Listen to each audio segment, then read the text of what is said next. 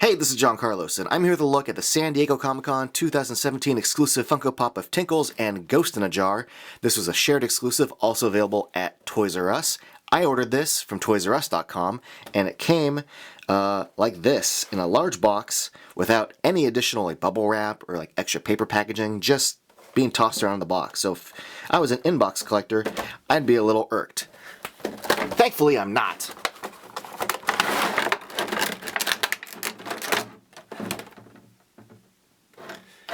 Now, this figure stands pretty good on its own, but it comes with a little figure stand, so I might as well just put it on to see how it goes. Oh, it goes good! The Rick and Morty series of pops continues to make pops of secondary characters that are only featured in one or two episodes, like Mr. Meeseeks or Birdman, instead of pops of main characters like Jerry or Beth. What makes this one interesting is, even compared to, say, like Mr. Poopy Butthole or Mr. Meeseeks that are featured throughout a single episode or two, Tinkles is featured less prominently. These two are probably the most obscure, especially Ghost in a Jar, the most obscure pops they've made from this series. At least Tinkles gets a whole song and some featured time.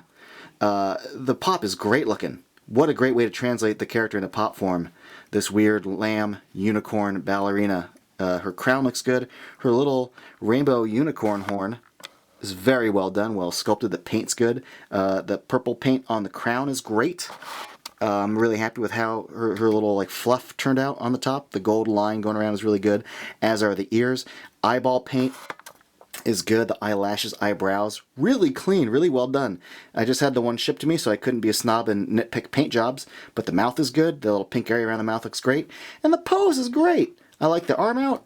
I like the little waving of the hoof, the bumpy surface, and the skirt's well sculpted. They did a great job capturing the details of the little socks. Those are the correct colors. So the sculpt of this is really nice. Next, I'll focus on Ghost in a Jar, which, it's a little ghost in a jar and has the added benefit of glowing in the dark.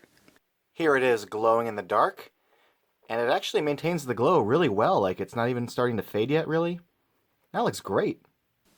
Now, if you look at it from all sides, it looks really cute. It translates really well. The little lid on the jar is good.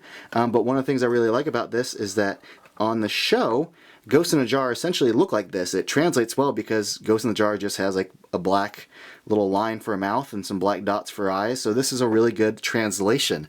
As a fan of Rick and Morty, I love episode-specific stuff like this.